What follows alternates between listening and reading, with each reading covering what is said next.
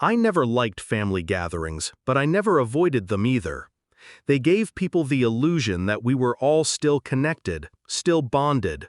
Tonight, the illusion would end. It started harmless enough: grilled chicken, cheap laughter, smoke curling in the air.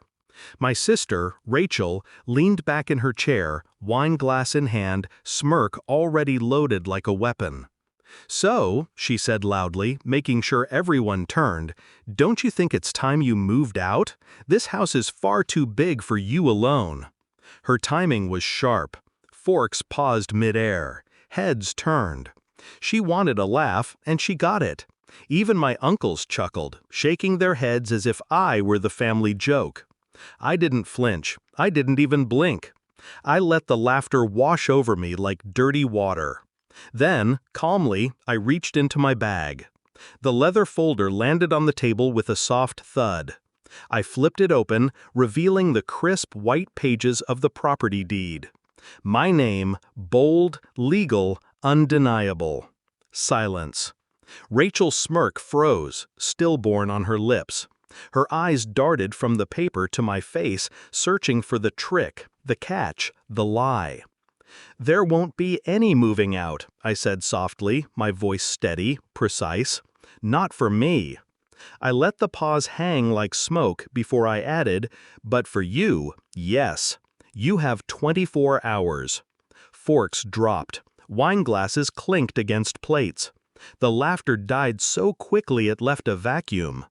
And in that silence, I remembered everything that had brought us here. Rachel and I weren't always enemies.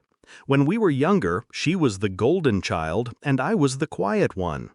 She thrived in attention. I thrived in shadows. She was reckless. I was cautious. But somewhere in the gaps, I loved her, trusted her. That trust snapped the day I found the bank statements.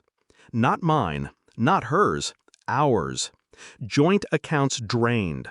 My savings stripped clean, line by line, withdrawal by withdrawal. Her signature, bold and careless, stamped on the documents. At first, I thought it was a mistake, a clerical error. Then came the whispers. A friend mentioned Rachel bragging about having the house soon. Another said she laughed about me being too slow, too naive to notice. I noticed. I just didn't let her know.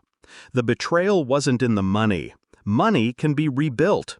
It was in the arrogance, the smirk, the certainty that I would never see it coming. That night, instead of confrontation, I poured myself a drink and sat down with the paperwork. My pulse was steady. My hands were calm. While Rachel celebrated with my stolen savings, I began to plan. The first step was legal, quiet. I secured the deed in my name, airtight. No loopholes, no back doors. She wouldn't even see the transfer until it was already done. The second step was financial. Every account she thought she had access to was closed, frozen, or redirected. She wouldn't realize until the next time she tried to swipe her card, and it declined in public. The third step was social. Family loves stories, and I gave them one. Dripped out in whispers, careful and measured. Rachel's debts, Rachel's lies, Rachel's drinking. All true, but never revealed by me directly. I simply placed the evidence where eyes would find it. By the time tonight's barbecue arrived, I didn't need to prove anything. They already suspected her. All I had to do was pull the trigger. Rachel stared at the deed, face paling. It's legal," I interrupted, still calm, still soft. "Every signature, every stamp. Yours too." I turned the page slowly, deliberately. There it was, her own careless scrawl on the relinquishment papers she'd signed without reading. She thought they were routine refinancing documents. She never noticed the fine print. Her mistake, my weapon. "You tricked me," she whispered, but her voice lacked power. "No," I said, leaning forward just slightly. "I outplayed you. There's a difference." The family watched, silent, shifting uncomfortably in their seats. They weren't laughing anymore. They weren't on her side anymore. "You have 24 hours to clear your things," I continued. "After that, the locks change." And Rachel, she looked up, eyes wet now, the smirk gone, her mouth tight with rage she couldn't release. "Don't test me." I didn't stay much longer after that. I didn't need to. The damage was done. They saw the papers. They saw her crumble. That image would stay with them longer than anything I could say. Driving home, I thought about the years I spent being her shadow, her backup plan, her fool. She thought betrayal was a one-time act. She never realized revenge is patient, methodical. I didn't smile as I parked the car. I didn't need to. The satisfaction wasn't in the laughter or applause. It was in the silence.